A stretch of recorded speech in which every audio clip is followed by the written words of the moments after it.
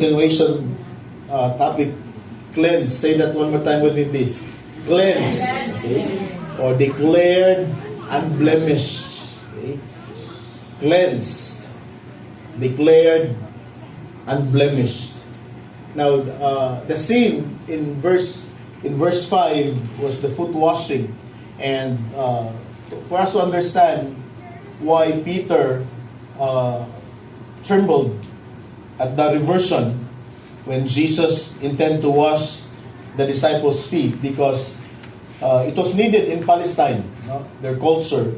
The streets were dusty and people don't wear sandals. They wore slippers or sandals, without socks and without stocking. So abog yun, no? And so it was a mark of honor for a host or for a master to provide the lowest level of a servant for his guests. And Peter, with impulsive characteristics, sensing Jesus reversing the rule or the rules, objected to Jesus. That's why he argues siya, di ba? And Peter questioned why should his master, Jesus, wash personally their feet, or his feet, which is a role for only to the lowest level of servant. And now you understand why Peter reacted that way. Of course, void of understanding. Let's go to verse 6 to 8 at this time. So he came to Simon Peter, who said to him, "Lord, are you going to wash my feet?" And Jesus replied, "You do not realize now, Pete. You do not realize now what I am doing, but later you will understand." And verse 8, "No," said Peter, "you shall never wash my feet." And Jesus answered, "Unless I wash you, you have no part with me." Could you repeat that phrase one more time? Unless I wash you, you have no part with me. For the last time. Unless I wash you, you have no part with me. And Jesus said in verse 7, "You do not realize now what I am doing, but later you will understand." Now, for one, foot washing was anticipated, was actually an anticipation of the meaning of Jesus' sacrificial death on the cross. That was the symbolism, the sacrifice of Jesus on the cross, through which the cleansing of God's forgiveness would be accomplished. So that was actually the reflection why Jesus washed the disciples' feet, because it was the kind of service that he will do for the believers on the cross. Jesus humbled himself.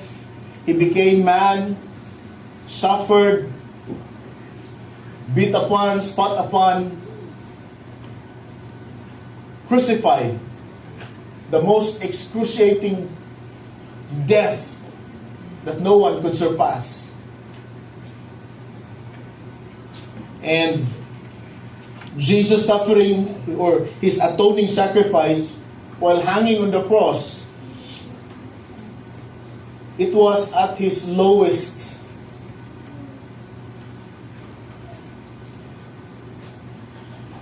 And Peter failed to understand the symbolism behind what Jesus washing his feet meant. And Peter said, "No, Lord."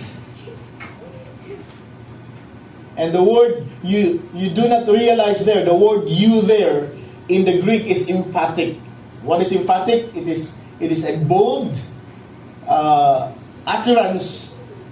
You. He really intended Jesus to understand that it is not your role to wash my feet. It was intended, the "you" there is specific for in a way, trying to rebuke Jesus that, Lord, mali ako dapat ang wash me mo. And so it was emphatic. I'm trying to at least a glimpse of that sound you there when Jesus was kneeling and tried to wash Peter's feet. When Peter said, you do not realize, you shall never wash my feet. Correct si Peter, di ba? And you know the characteristic of Peter, he was an impulsive man. Pataka lang tabi. Sometimes sakto, sometimes wala sa timing, sometimes sayop. That's Peter. And somehow, believers, yung nana, pataka lang tagyawit po. Yeah. And girebuke siya ni Jesus gently. Very beautiful rebuke. When he said, you shall never wash my feet. And Jesus answered, unless I wash you, you have no part with me. Now, of course, we are on a series on Christ-centered or cross-driven Christianity. And not to understand that focus would mean we will try to do our effort to serve God. But I hope we will deepen in our understanding.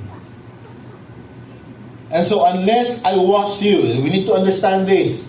Unless I wash you, you have no part with me. Now, case in point. Okay, case in point here. Unless I wash you, you have no part with me. You don't become a Christian by trying to cleanse your life. Yeah. Or by self-washing. That's why we disagree with the Roman Catholic teaching of penance. What is penance? Kanang personal sacrifice. And they do that once a year sa Semana Santa, na kunwari mag-andi mo ka og baboy on public, pero sa sekreto habhag gyapon. Or whatever sacrifice, ang uban magpabunal-bunal, that's penance. Hoping that it will pay off some of their sins. And we do not become a Christian by doing penance. Yes. Or by self-washing. Christianity is an impossibility. Do you understand? The requirements of Christian life is an impossibility. That's why better to be honest and say, Lord, hindi ko ni kaya. Because what was expected and what was demanded on us was an impossibility for us. We cannot change our life. We don't do good works and purify our lives and become a Christian. No. Which all religion teaches that. Pagbinutan para mahimo kang anak sa Diyos. Well, God save us first. Yes. Amen? Yes. God save us first. He gave us life. Yes. And the enabling power of the Holy Spirit, or through the power of the Holy Spirit, now we can do good works. Yes. Do you get the point? Yes. Now we can do good works. Now, by the enabling power of the Holy Spirit, we can abide and ride in to His cleansing move sa atong kinabuhi.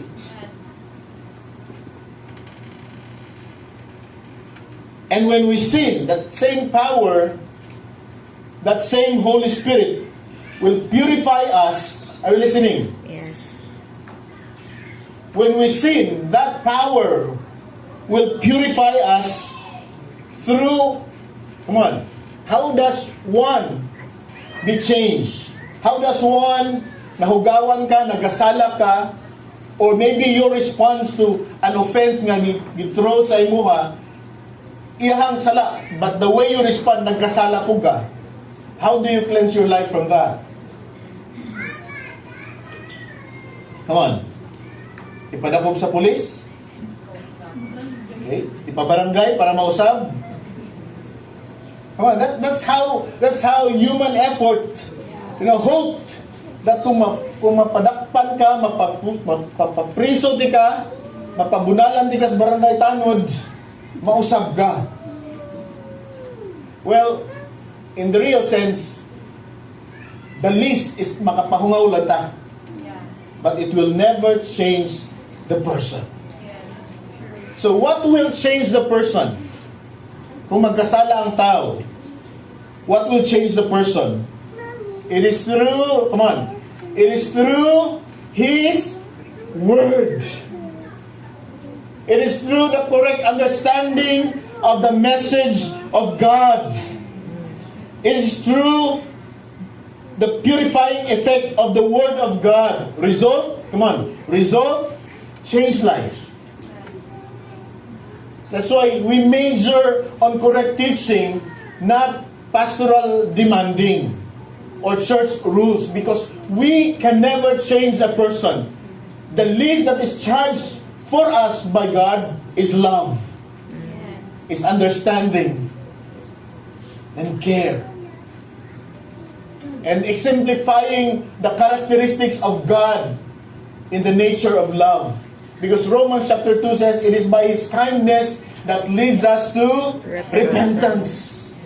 We want a person to change and repent, but isog sa kayo ta. No, it is through the kindness of God. That's why correct teaching, correct doctrine will help the person understand and see Christ and see the love of God. And when the person realizes the love of God, the cares of God, the compassion of God, the mercy of God, he will be convicted and he will realize and that he would repent.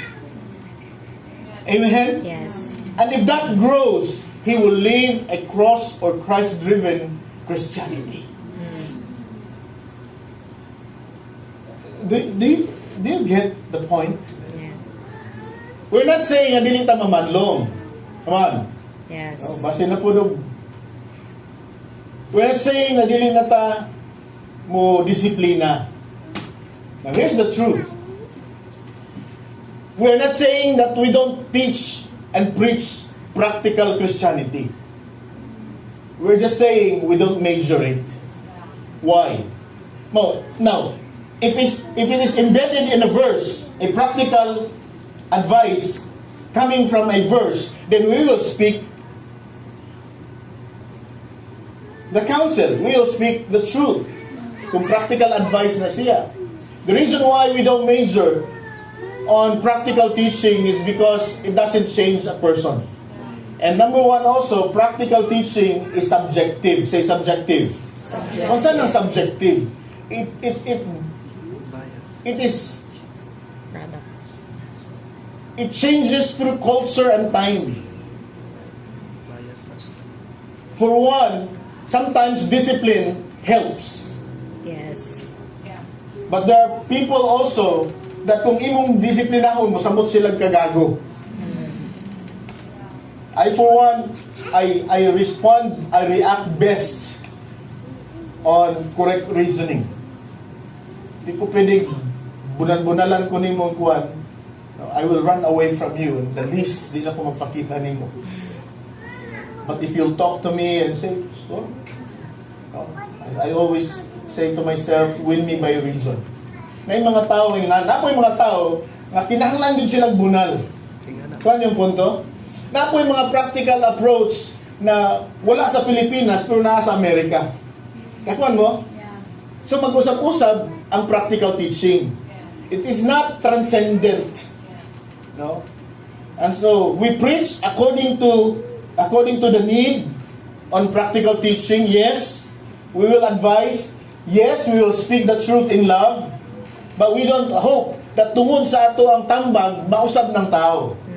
Tama? Yeah. Do you understand? Yes. But when we major on correct understanding, and you love to hear the truth, and just correct explanation of a verse, and understanding within that verse, that truth na imong na-absorb, na imong nasabtan, na imong gidawat, that truth will change you from within. Our responsibility is just to disseminate truth. Bahala na, because the pastor doesn't have power. Christians doesn't have power. The Word of God is the power of God. Yes. Amen?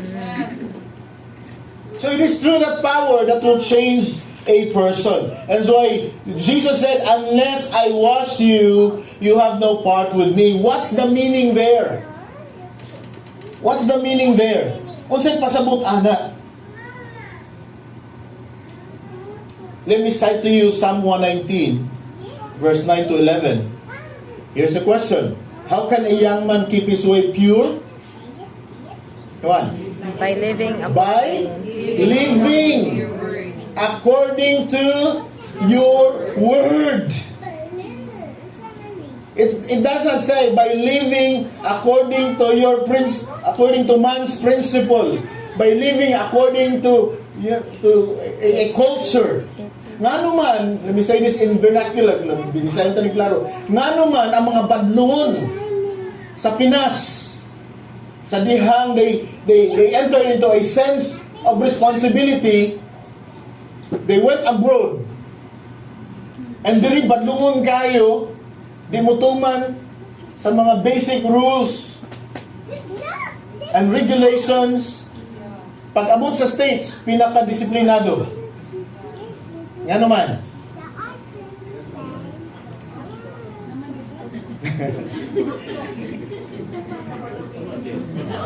You want to go in English?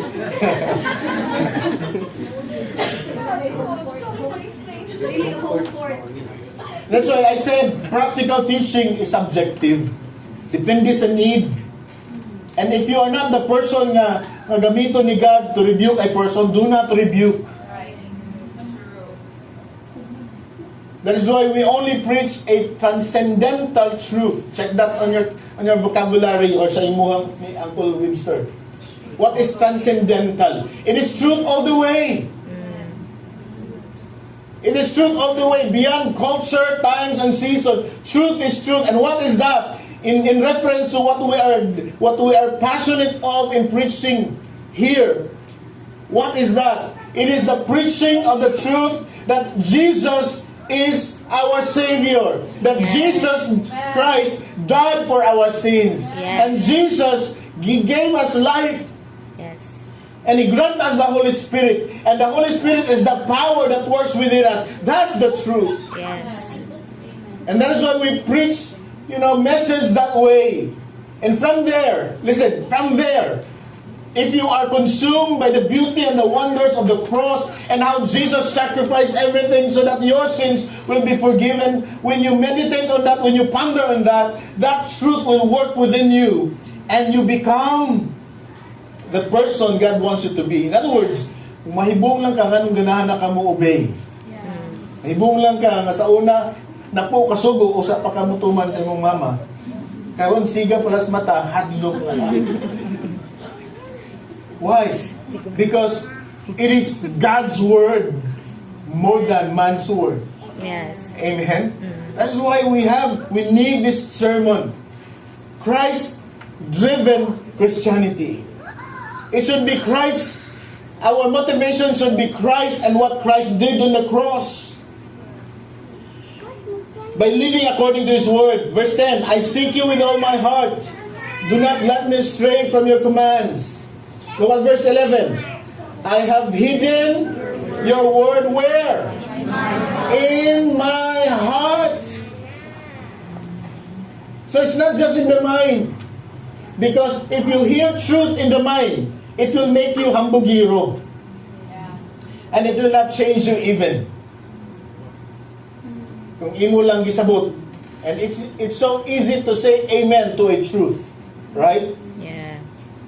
But when you put the truth in your heart, what do I mean by heart? Heart means the focus of your attention, the focus of your concern. If you put the truth into the central focus sa imong kinabuhi, heart, that Christ is the power of God, the Holy Spirit will be the one to change you. If you focus on that, you will be moved by that truth.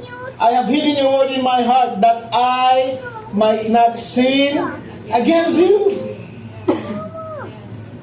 So what will make you decide not to do it again? Tambag? Bunal? Rebuke? To be honest, mahilig ang tao na, di ba? Hiling ka mo tanaw sa sayop sa tao, gusto kita mo badlong as if was natin mga hugaw. Right.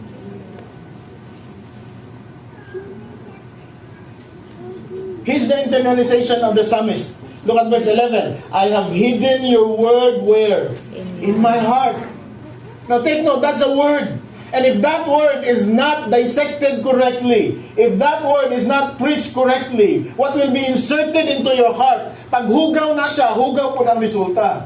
Pag sayop na ang teaching, sayop po na ang imo. Muna problema sa teachings na ito, atong gidawat, handed down from our forefathers, from generation to generation, that this cute little one is Jesus. And we believe that this is Jesus. Why? Because we have been taught incorrectly. Now when we believe, let us believe with reasons. Let us believe with reference. Let us believe with proof, primarily in the scripture. So I have hidden your word. So when you say word, it is a transcendental word. It is truth of the way. Pag maunay atong tapigan, in a basic sense, who can change us? What is the truth there? Who is the only one that can truly change us? Kinman, tubag please. Jesus. Jesus by the power of the Holy Spirit. If you put that in your heart, na siya lang imong paglaom, siya lang ang imong, siya lang ang imong hope, and you put your trust in there you will be changed. Yes. Amen? There you will be changed. And so, what is the basis again? What is the basis of change? Or becoming pure or being pure? Come on, what's the basis? Living according. Yun. You got it right. It's not just living. It is not just living. How can a man mausab? How can a man change his life? His habits, his lifestyle? How can a man change? Police? Silingan? Barangay captain? No. Magkinabuhi? By living according, ayun, the basis is the basis is the word. The basis is the word. I like what Charles Haddon Spurgeon says, doctrine in the head without holiness in the life are of no service. Kani atong giwali diri, Christ crucified, Christ-centered life. Pag understanding memory lang natin mo, gibutang natin mo sa imong utok, and what kay submission to the working power of the Holy Spirit, it will change. It will not change you. Amen, church? Yes. So it's not just correct doctrine. That's why my cry is, Lord, let it be for myself first. Because pareho lang tayo, when it comes to the application, all of us on the same platform of execution. So it is living what we believe. Amen. Yes. And so what we believe, come on, what we believe, unsa atong gituhuan nga makapausab nato? Unsa atong gituhuan? Jesus. The power of the Holy Spirit that is in the Word of God. The power of the Holy Spirit. Understanding what God says to you, understanding the message of God. There, put your brain there. And then as you believe in it, it will move within you, and you will notice that you serve God with correct understanding. It is a Christ-driven Christianity or cross-driven Christianity. Living according to the correct doctrine. Because not all pulpit gigamit pagwali sa correct nga explanation sa verse. Daghan kaayong mga bersikulo sa Bible was preached or being preached incorrectly. For one, the issue of salvation. But we'll not go there this time. And so, Jesus emphasized the spiritual washing of the soul more than or much more significant than physical cleanliness. So it's not about the literal foot washing. Listen, it's not about the literal foot washing. Sometimes, just because it is in the Bible, people copy it literally. And there are some leaders and bishops and denominational head. In a conference, they do foot washing to their leaders. Of course, the basic there that can be exemplified is simple humility. But can we surpass the humility of Christ? No. Because the foot washing of Jesus Christ was personally and specifically intended for people, His disciples, to understand that's how He will serve the Father's demand to save mankind. Do you get the point? And yet people copied it and then foot washing po sila. No, of course, I'm not saying magkasala ka kung mag-foot washing ka. But don't do it because that cannot be, rather the foot washing of Jesus Christ is uncomparable. No one can surpass the meaning of that. So if you want to teach humility, you don't have to wash the disciples' feet. Timingan pa lang ka di alipong nga diha. Get the point?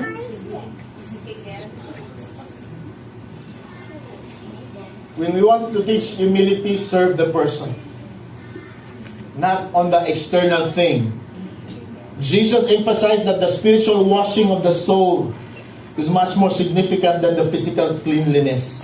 And that can only be through the shedding of the unblemished blood of Christ. That's the thing Peter do not understand.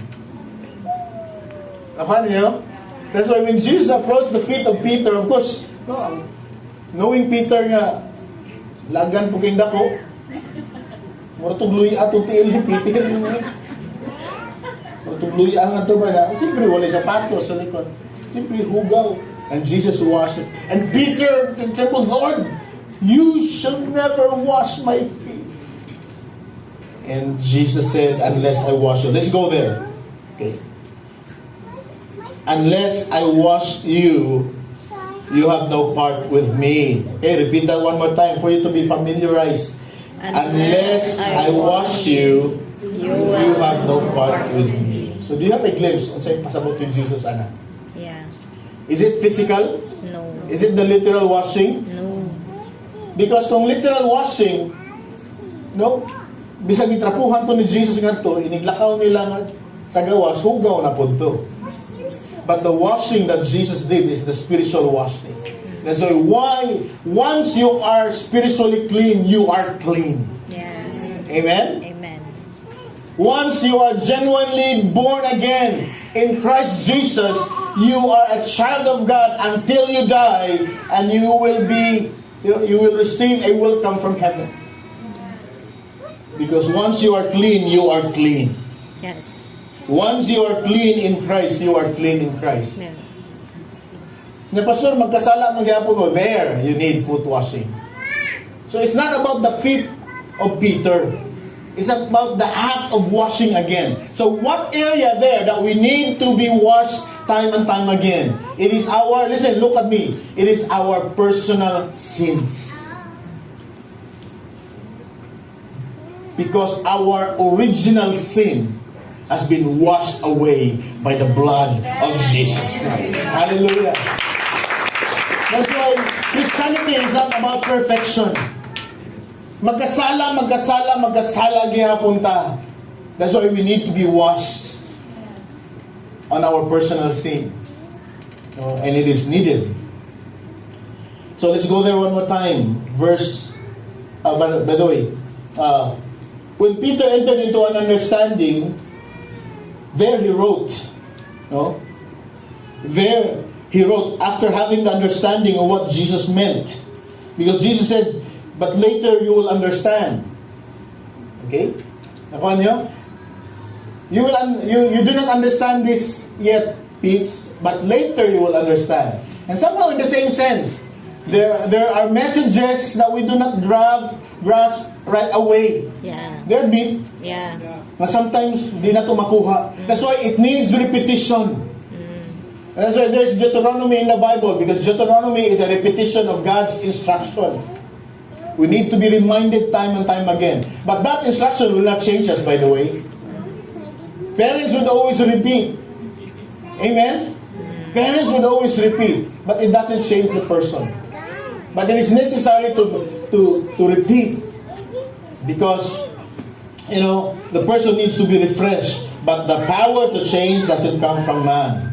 And later on, Peter wrote, now let's go to the writings of Peter. 1 Peter chapter 1, verse 18 to 21. And this is it, Peter said. Now, Peter has the understanding now. Okay? Now he said, of course, wala na si Jesus this time.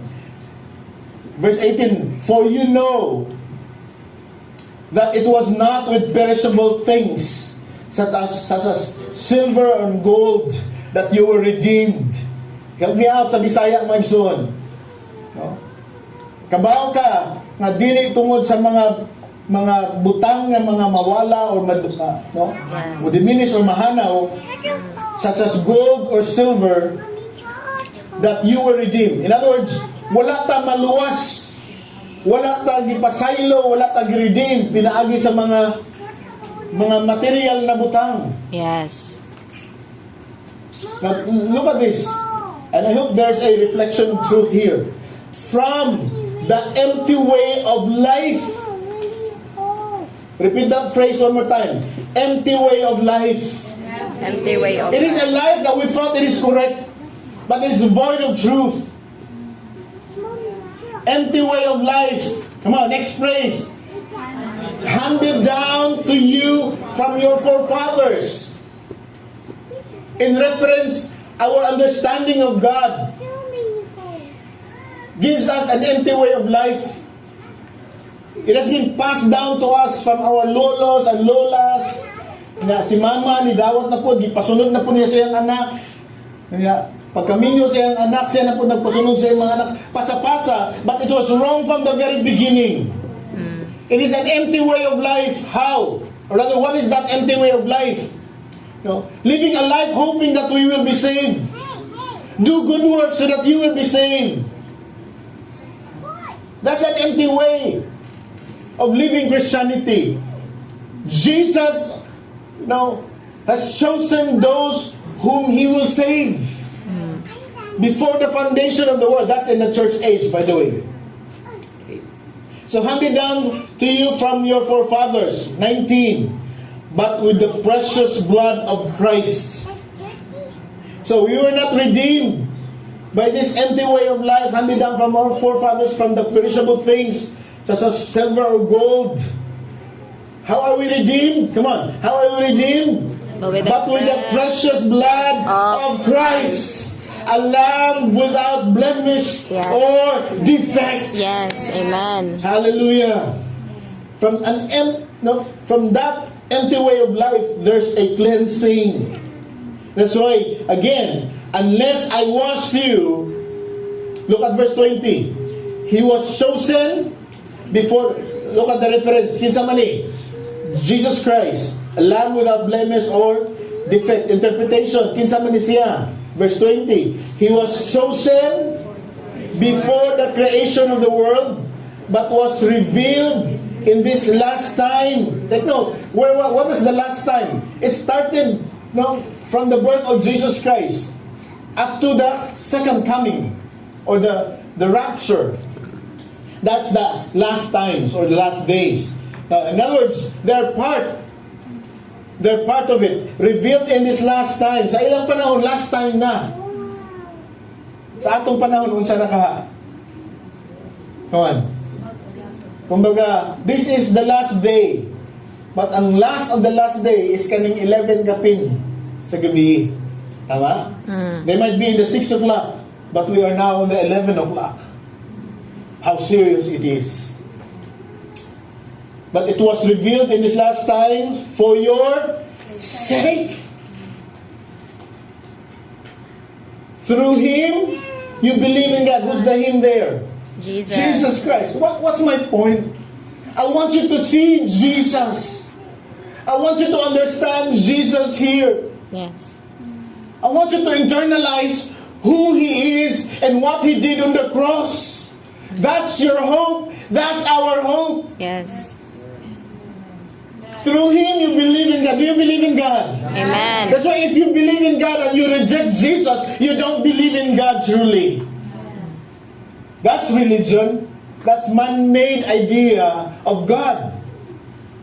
But if you want to see God and believe in God, understand and know the characteristics or the life of Jesus Christ. Through Him, you believe in God. Kinsa man siya? Kinsa man si God? Who raised Jesus from the dead and glorified Him. In other words, He ascended to heaven.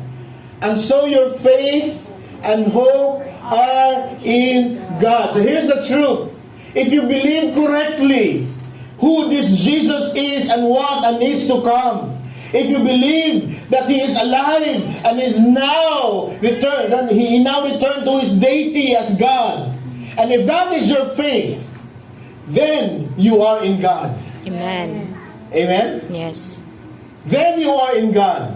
And when you are in God, God will facilitate you to a group of people who have the same faith, and that's why you are here. Amen. You don't enter a church and become a Christian. You become a Christian first, and God will lead you to a church. The sad reality is that a lot of people, they are in church, and yet they are not yet a Christian. In other words, they are not yet cleansed.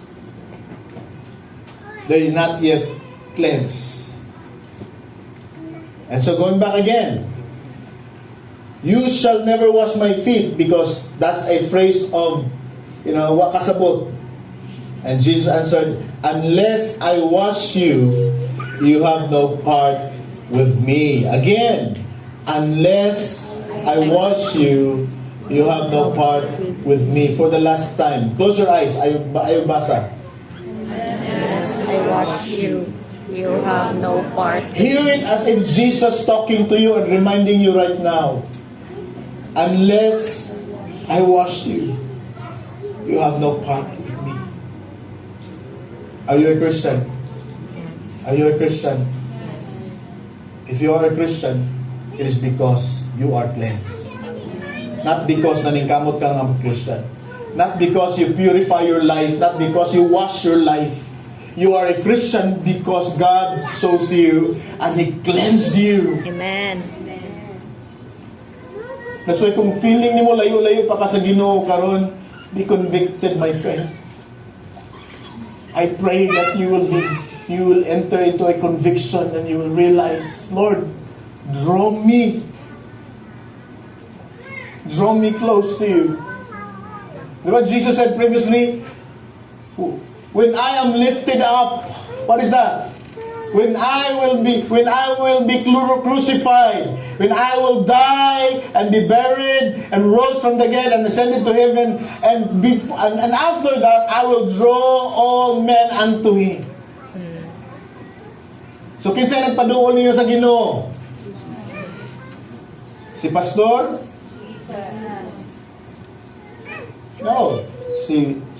Si boyfriend, tungod sa imong boyfriend mo nadala ka sa church? Tungod sa imong girlfriend mo nangalagad ka sa church? Because buwagan ka niya kung di ka mangalagad?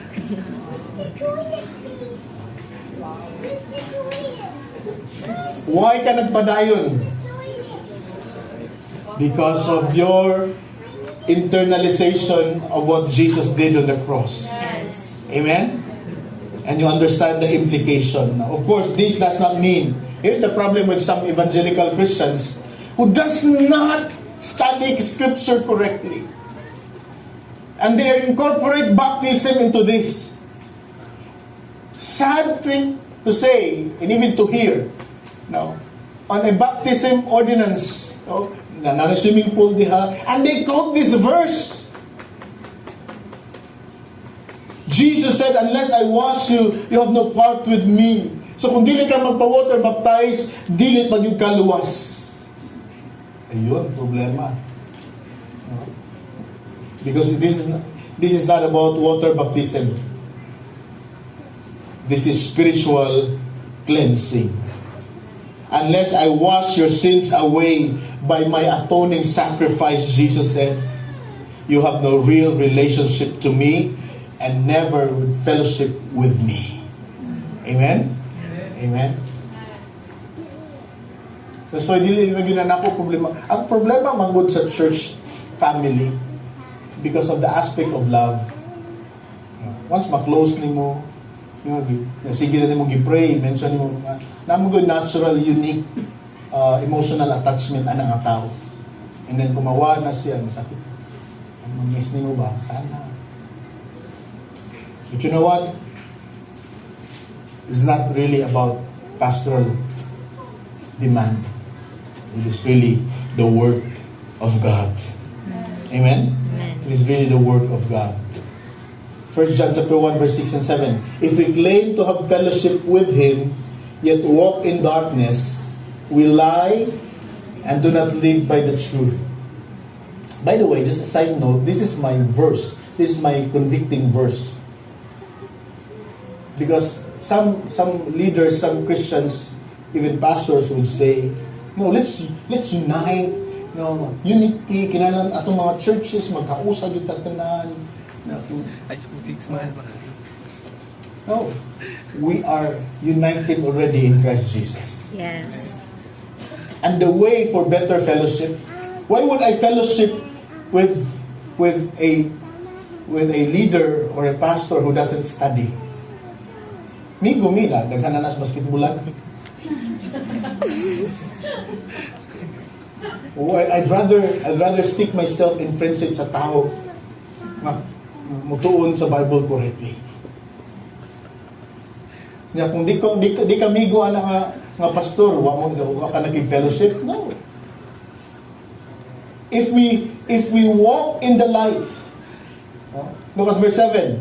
If we walk in the light as He is in the light, we have fellowship with one another. Yes. Bisag dili pa ta barkada, bisag dili ta parehang evangelism schedules and mentoring schedules and discipleship schedules, bisag dili pa ta mo-join o kung saan ang organization diha, bisag dili pa ka mag-Jesus Reign 7 times diha, for as long as you walk in the light, and even me here walk in the light, we have fellowship already. Yes. Rather than saying, wa man na mo-join na mo, lahi na sila. You get the point?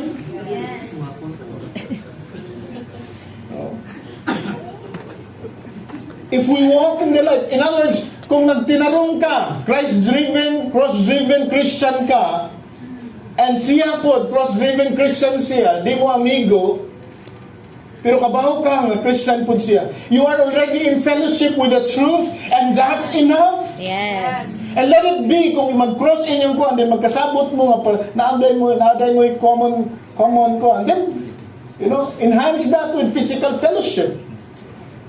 But fellowship in the truth is much more better than fellowship with the external thing. Right. Kung saan nang kuyog-kuyog mo diyan na para niya mawa ang kaluwasan, para nimo di mawa ang kaluwasan, why would I go with ang dakog-dakog ta niya itong kaluwasan? Nigo lang ta. Invite ko nimo kuan, nigo lang ta, pero ay kung ing na to kay dita para yung activity, delete that one. Anyway, just a side note. Dito nga mo.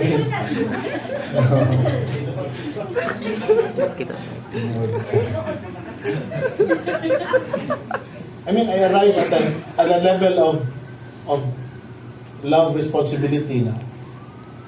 Sa church pala dahil, hindi naman ganin ako matagal mga tao. Mag-add pa yun ko. That's why we have collaborative ministries na nami internal nga sabot nga ang tinabangay mi kada sa church. And I have pastors with that. Willing ko mutabang kung sa ilang event po nga to so long as kaya nato. And pag magkinahanglan po ta nila reinforcement sa musicians and ko anak po tayo pwede collaborative ministry. But din ito pugso na tong kaguling. Kung wala mo gi-join ni God, ay mo pugso. Amen? And same thing with relationship and marriage. Bisag wala, dili gina siya yung gihatag ni God, pugson din niyo.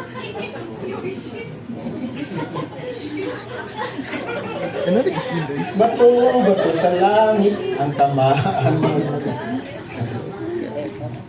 No, kung ordained ba na siya na, amen? Of course, It doesn't come from me. It should come from your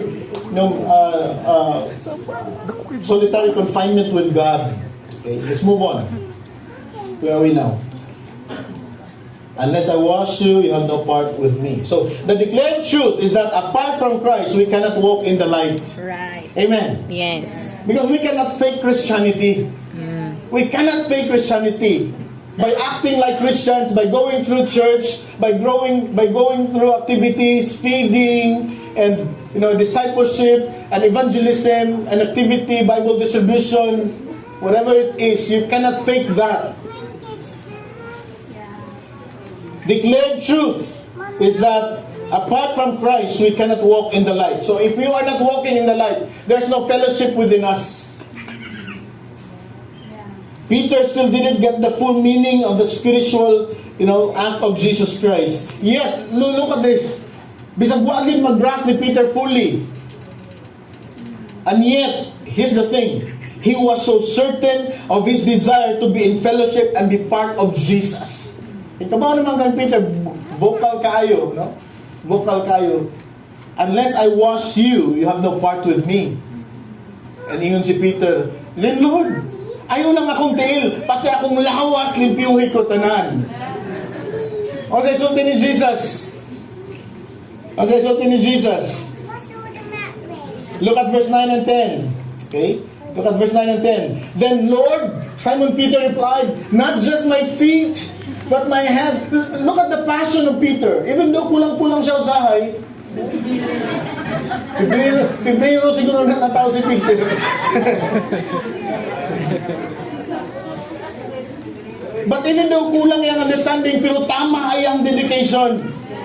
Ingon siya, then Lord, not just my feet, but my hands and my head as well. And Jesus said, a beautiful utterance of truth, a person who has had a bath needs only to wash his feet, and his whole body is clean. In reference to, pag gipili ka ni God, pag giluwas ka ni God, gi-justify ka ni God, Christian ka. Ang kinahanglan lang ka malimpiyuhan sa imong personal sin. Why? Because kung di ka malimpiyuhan sa imong personal sin, you will not be effective as a Christian. There's a lot of Christians, yes, there's a reservation in heaven, pero nagpakaulaw sa pangan sa Ginoo, wala kinabuhi din sa kalibutan. Maulaw tama yun. Grabe yung gibuhat nato. He purchased us and He provided us life and protect. Actually, pwede na tayo mamatay. Yeah. Sa tinuod lang. Tungkol sa kadaghan sa itong sala. Satan is ready to kill us. He was not permitted. Praise the Lord. Amen? And Jesus answered, a person who has had a bath needs only to wash his feet. His whole body is clean. Look at this. Look at this. Very personal. You. And you are clean. In other words, Christian na si Peter daan. Bisag wala siya kasabot as far as God's elective concern. He is already a believer before the foundation of the world. He was chosen. Even though wala pa siya clear understanding. Limpyo na si Peter. Kung siya pasabutan na, physically limpyo? No. Hugaw gyapon si Peter. Physically and spiritually, but he was cleansed. You are clean. Though not ever, of course, Jesus was referring to Judas. We'll not go there. We touched that right last Sunday already. Is Judas saved? Come on. No. Is Judas saved? No. No. Because Jesus said he was not. Yeah. So the indication is that the cleansing that Christ does at salvation is never to be repeated. Take note. And you are clean. On the natural picture, please get this. Naligo na ka, buntag pa. Rapo na ka, the best tuwalya, limpyo kaayo. Ay, nagpanapog, hugaw nga tuwalya, kay mahugaw na po ka. Limpyo na kaayo, nag-brush na ka, limpyo na kaayo.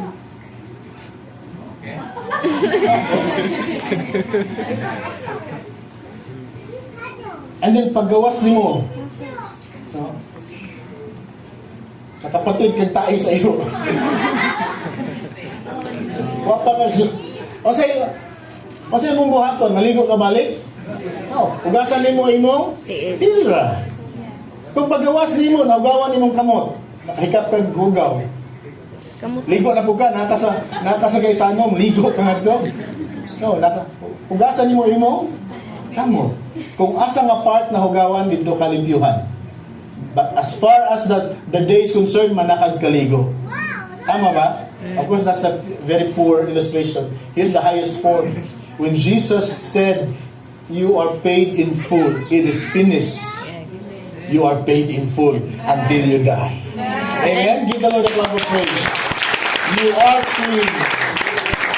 Okay.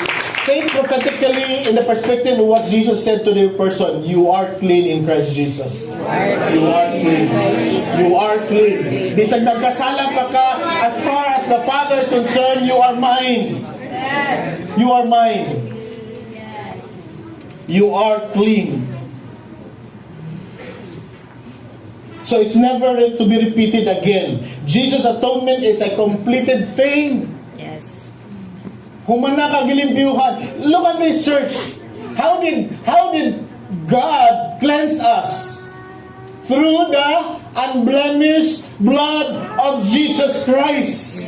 And it is never to be repeated again. In other words, Jesus will never die again for those who sin again.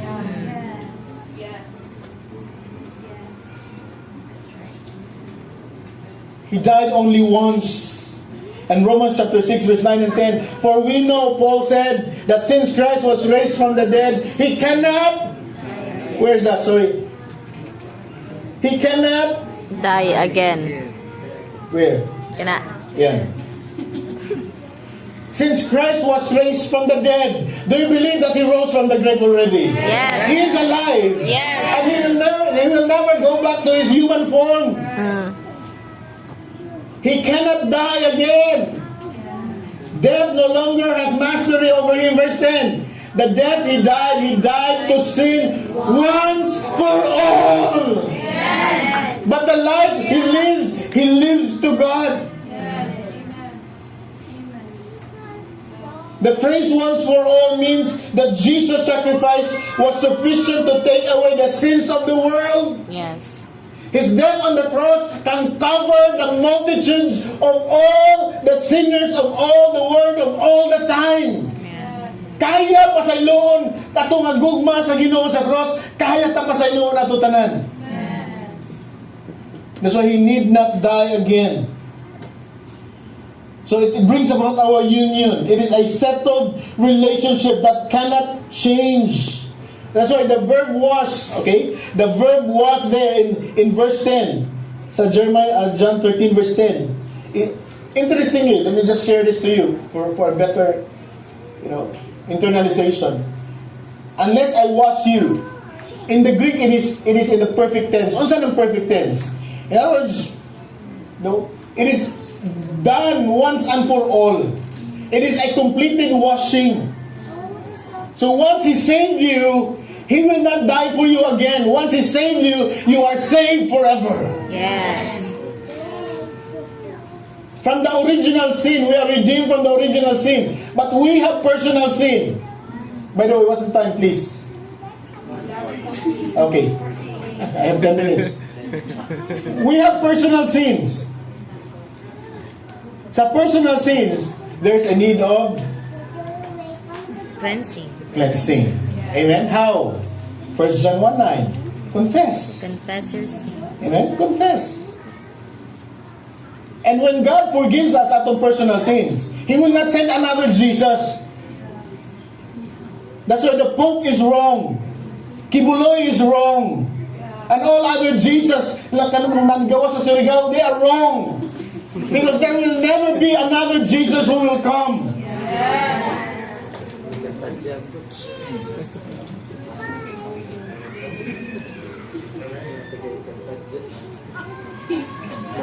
I hope you get that point.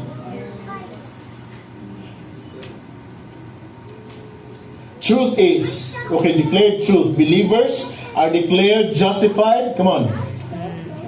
We are granted righteousness in Christ Jesus, but still need sanctification by the power of the Holy Spirit. Amen? Yes. Or practical righteousness. Those that are truly declared justified.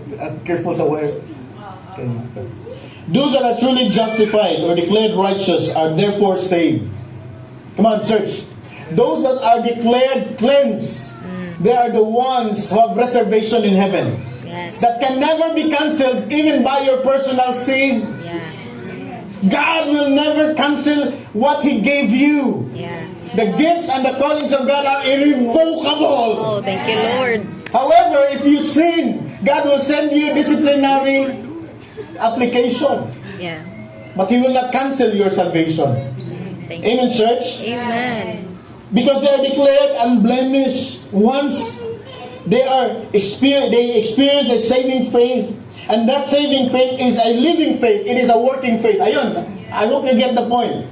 Once you are declared cleansed or spiritually alive, born again, that faith that you have now in Christ Jesus, because before you are spiritually dead. Yes. Come on, you are spiritually dead, and He declared you alive.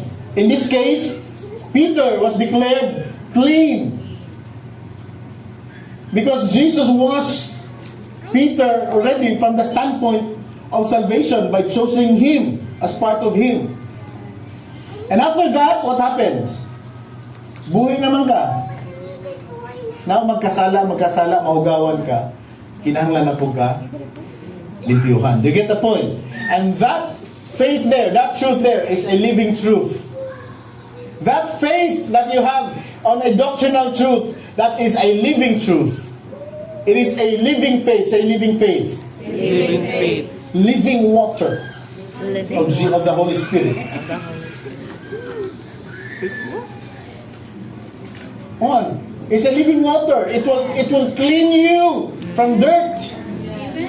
Amen? And so here's the challenge. Look at me. When you have the correct doctrine, that doctrine there is a living power of God. It is a living faith. It will work. That's why there's no pastor, there's no leader, there's no friend that can change your life. They may remind you of your sins in loving way, but their reminders doesn't possess truth and power.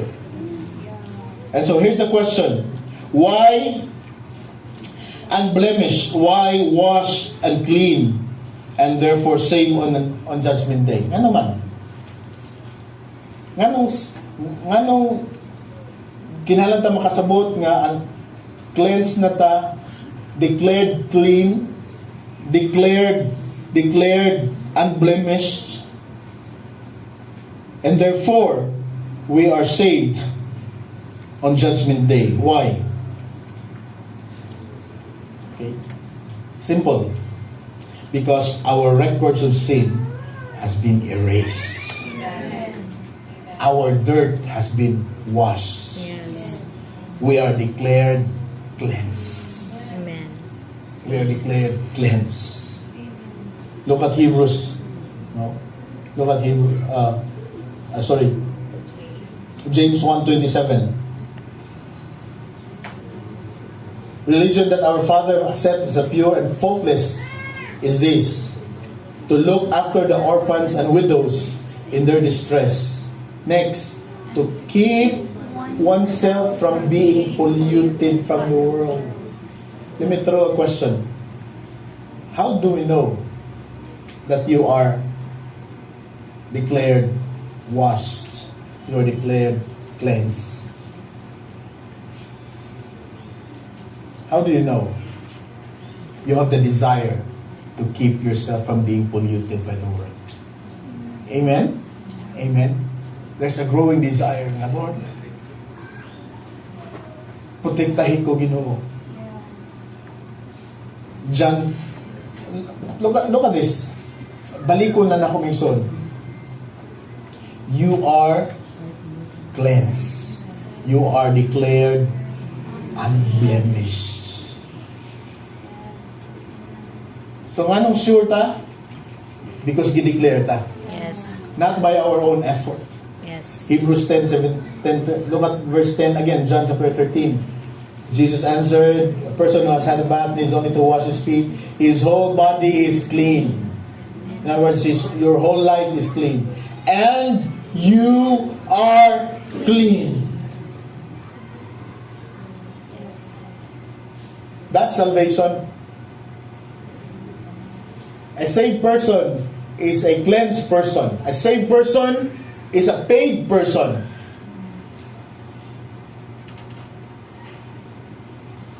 Why we are saved? Come on. Because ang cleansed is saved. Ang unblemished, they are saved. Come on.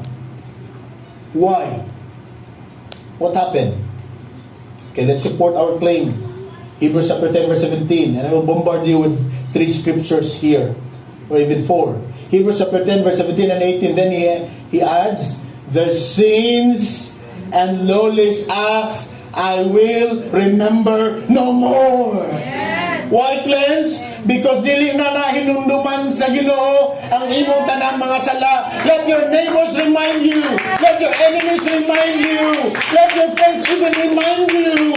But Jesus will never remember your sins again. Why? He cleansed us already.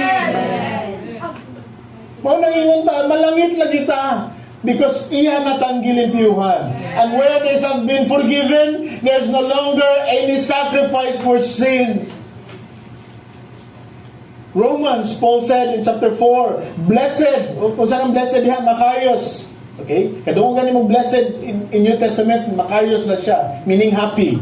Okay, translate that. Happy ang mga tao, or are they whose transgressions are forgiven. Well, are you happy that you are cleansed and you are forgiven? Amen. We want to see Jesus lifted high. Amen? Celebrate Jesus, celebrate. This is the day that the Lord has made.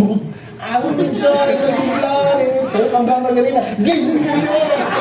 Tama timing. Ang worship leader po, nag-isog-isog, asan ang room? But it's so, regardless sa mga pagkukulang na suman, the truth is the truth. We are to celebrate that we are washed. Amen. We are washed. Our sins are covered, not only forgiven. Why covered? Because it has to vanish from the view. It has to vanish from the view. On Judgment Day, there is no records of sin already in your life. Why? Because it has been covered and washed away. Look at verse 8. Happy is the man whose sin the Lord will never count against him. That's what wash means. That's what cleanse means. Our sins will never be counted against us.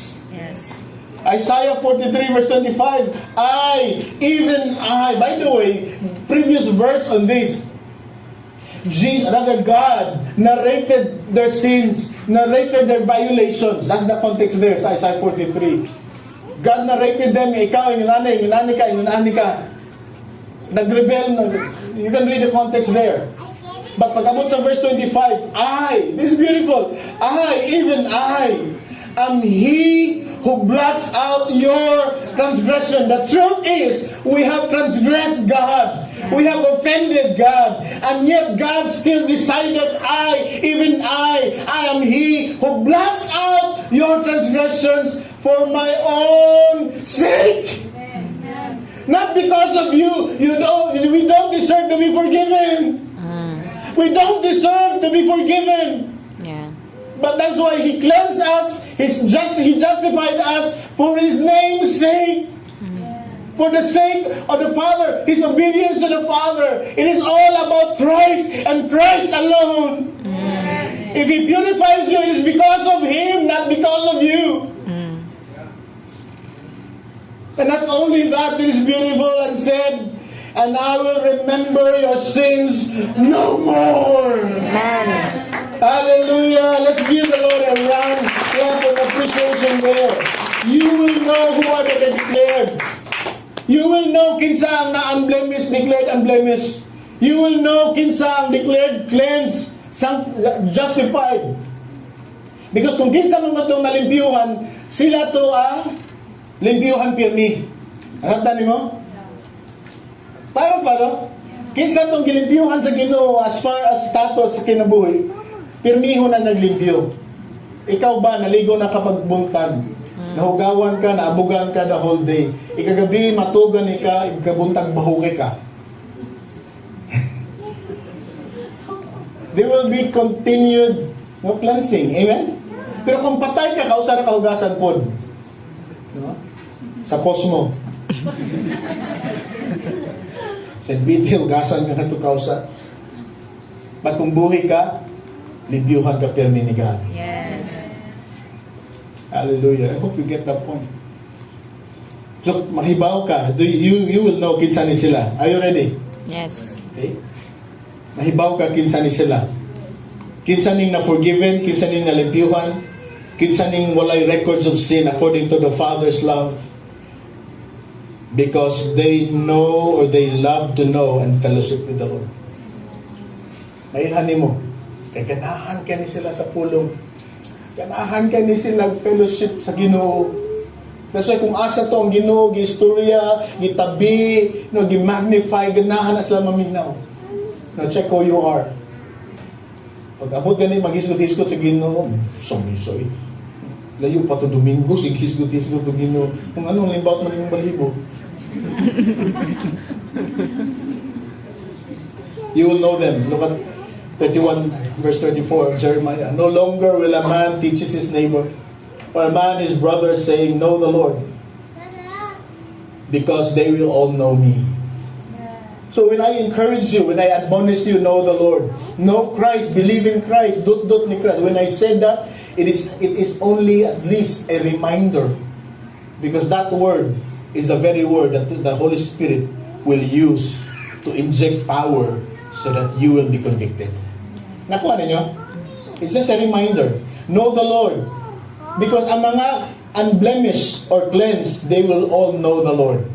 Even without me, mailhan mo, because di ka pasagdan sa Ginoo, pangitaon ka sa Ginoo. Bisag maglunang pa ka sa sala, there will always be a God thought na musud sa imong kinabuhi. From the least of them to the greatest, declares the Lord, for I will forgive their wickedness and will remember their sins no more. Kinsa ang declared unblemished? They are the ones that believe. They are the ones that hope. They are the ones that trust. They are the ones that perseveres. Sila ni ang mga tao who values what is truly valuable. See, are you here? Are you here? Not to brag about who you are, but are you here? You value what is truly valuable. Kung yung ang dagas mo kasing-kasing, naku kay possibility, you are washed. You are declared unblemished. Because mao man ang ilhanan sa mga taong gipili sa Ginoo. And they go beyond organization. They go beyond fellowship. They go beyond organizations. They want reality. And they love to know the Lord. That's why Paul, when he wrote sa Philippians, this is what he wrote in verse 7 of chapter 3. Whatever was to my profit, I now consider loss for the sake of Christ. That's mga declared na mga luwas, gideclare na mga limpyo, gideclared unblemished. They will not compromise. Whatever was to my profit, I now consider loss for the sake of Christ. What is more, I consider everything I lost compared, look at the comparison here, compared to the surpassing greatness. So how does Paul label knowing Christ? Di ba? Our title last Sunday, knowing Christ, experiencing Christ. Yeah. And Paul said, knowing Christ is a surpassing greatness.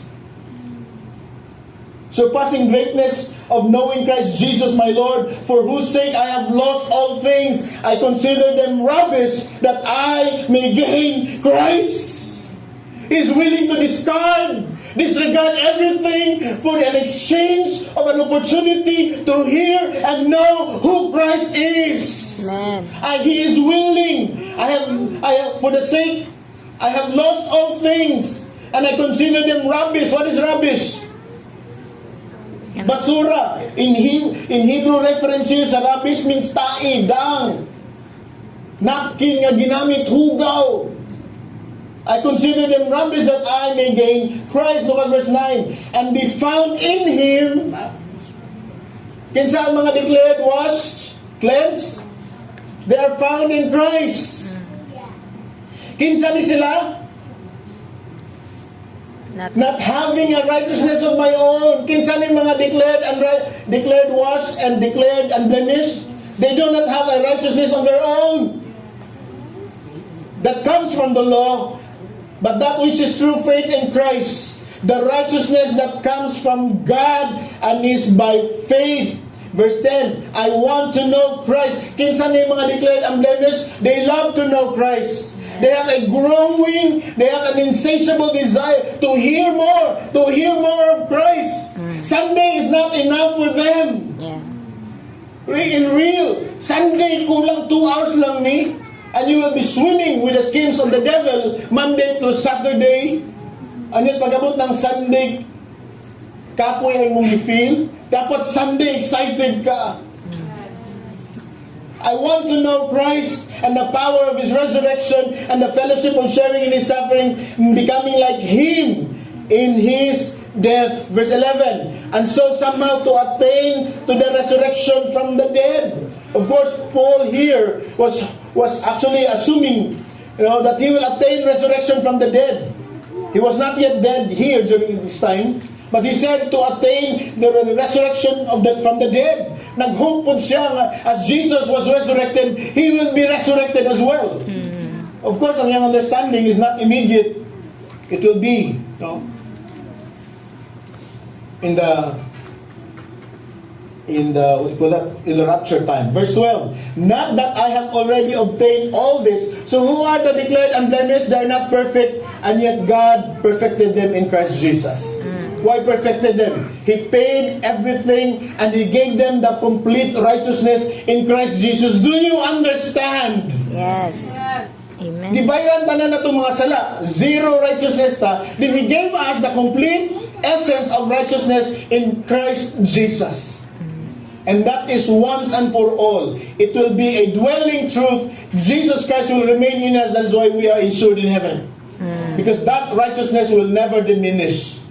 It will never be minus by your sins. 100% good works, rather 100% righteousness, nagkasala ka, 99 na lang. Nagkasala ka, 98 na lang. Daghan na yun kayo sala. Alam, Brad, gamay na lang yung kulang. Mawa na yun na yung kaluwasan. That's wrong.